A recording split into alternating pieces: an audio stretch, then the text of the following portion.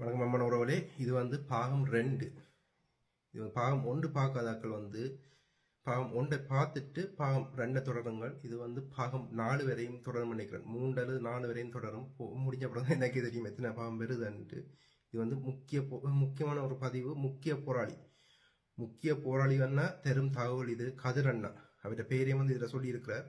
அவர் தரும் தகவல் இது சாயந்தரம்னா போராடியா இல்லையன்ற விடயத்தை மக்களுக்கு கிளியர் பண்ற வேலையை இயக்கம் செய்துட்டு விடுதலை புலிகள் அப்பவே செய்துட்டார்கள். கிட்டனையும் அந்த விடயத்தை செய்துட்டார். இப்போ முக்கிய தளபதி இந்த விடயத்தை பதிவு செய்கிறார். நீங்கள் கொஞ்சம் சிந்தியுங்கள். இந்தியா படுகொலை செய்து போட்டு அதை வச்சு என்ன வேலை செய்கிறன்றதை சிந்தியுங்கள். கொஞ்சம் தியானம் செய்யுங்க. தியானம் செய்து சிந்திச்சுங்கள் என்றால் அந்த இந்தியா செய்கிற இது நான் கதைக்கிற இதையும் பூத்தி சிந்திச்சு பாருங்கள். உங்களுக்கு சரியா இருக்கும். இந்த இதுல மீண்டும் மீண்டும் இந்த வேலைக்கு இந்தியாவோட வேலைக்குள்ள போய் விழாதீங்கள் என்றுதான் உங்களுக்கு இந்தியா மீது படுகோபம் இருக்குது. ஆனால் நீங்கள் எல்லாம் எங்களை சுத்தி இருக்கிற வலைப்பின்னல் எல்லாம் இந்தியாவால் பின்னப்பட்ட வலைப்பின்னலா இருக்கும் போது நீங்கள் தெளிவுபட்டால் இந்த வலைப்பின்னலத்தையும் உடைக்க முடியும் என்றால் எல்லா பக்கத்திலையும் அமைப்புகள் அங்க இருக்கிற தமிழ் கட்சிகள், இந்தியாவில் இருக்கிற தமிழ் கட்சிகள் என்று எல்லா பக்கத்தாலையும் வலைப்பின்னல் எங்கள் மீது பின்னப்பட்டது, மீள முடியாமல் பின்னப்பட்டு இருக்குது.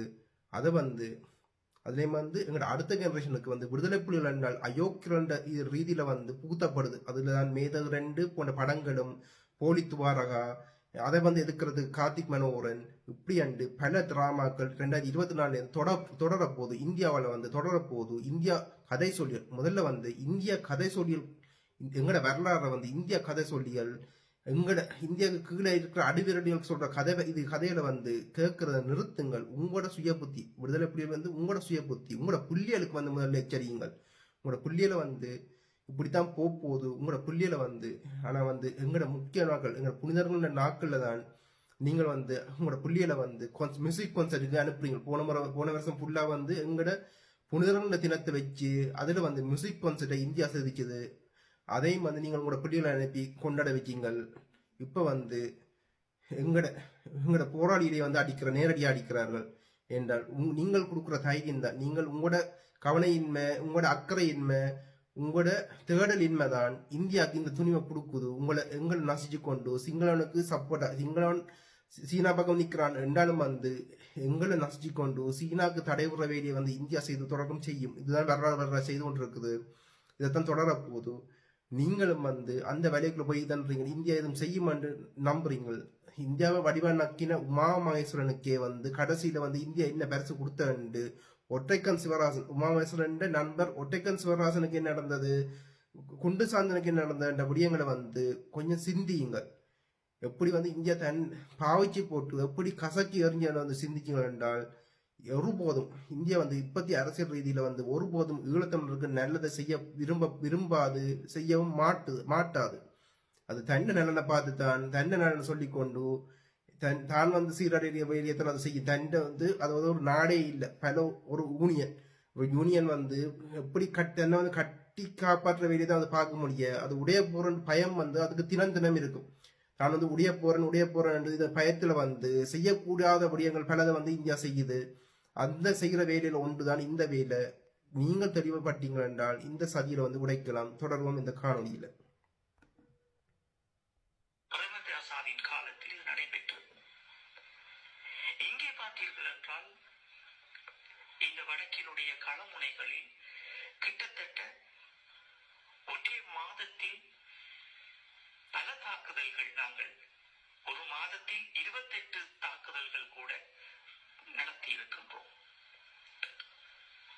அப்போது ஆணையரவு தளம் இருக்கின்றது.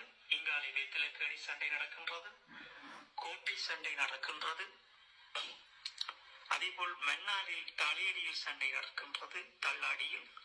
அதேபோல் கிழக்கு மாகாணங்களில் என்று பெரும் சண்டைகள் 3 நடந்து கொண்டிருக்கின்றது.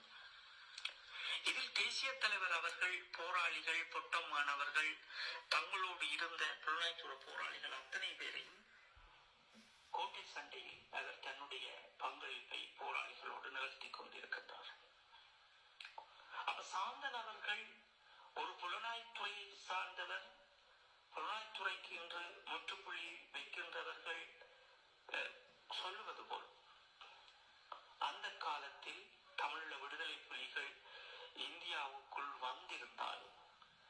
தேசிய தலைவர் அவர்கள் ஏற்றுக்கொள்ளவே இல்லை.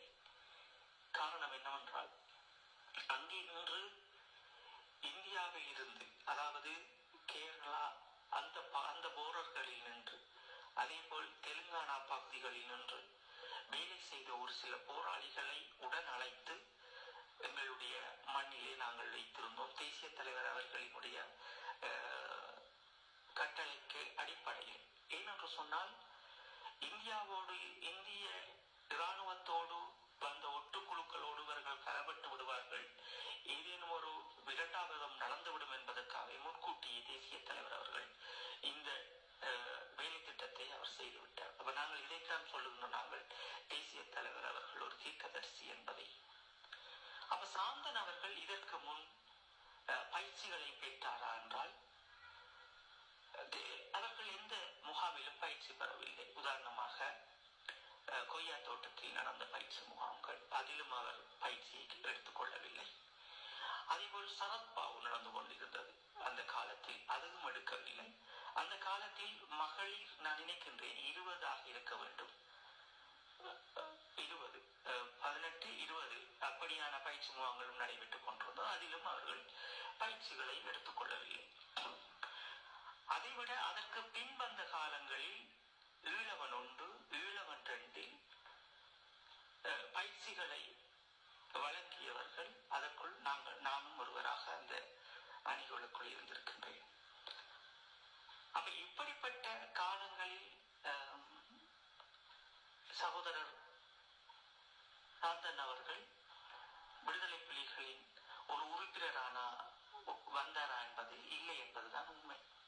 அப்ப இன்றவர்கள் ஏன் இதை கூச்சிடுகிறார்கள்? சாந்தன் அவர்கள் விடுதலை புலிகளாக ஏன் இவர்கள் காட்டிக்கொள்ள இந்த அரசியல் துறை என்று இருப்பவர்கள் என்று முற்படுகின்றார்கள்? அதாவது 2009 ஆண்டு இலங்கை இராணுவத்துடன் பிடிபட்டு கம்பிவேலிக்குள்ளால் தப்பி வந்தவர்கள் என்று சொல்லப்படுகின்றவர்கள் அவர்கள் மட்டும்தான் தப்பி வரலாம். நாங்களும் அங்கே தான் பிடிபட்டு நாங்கள் தான் சிறை சென்று எத்தனையோ ஆண்டுகளாக நாங்கள் வந்தோம். ஆனால் அவர்கள் வந்திருக்கின்றார்கள்.